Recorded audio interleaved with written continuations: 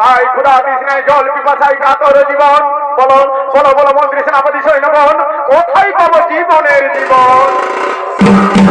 হে প্রভু অবন্তী রাজন, ও জানা অজ্ঞাত সারে গ্রহণ বিজন, কোনদিন এ জঙ্গলে মোরা আসি না রাজন। তাই মোরা জানি না রাজন, কোথায় আছে নদ নদী জলের সৃজন। ও হে মন্ত্রী সেনাপতিগণ, তাহলে কি যাইবে প্রাণ জলেরই কারণ?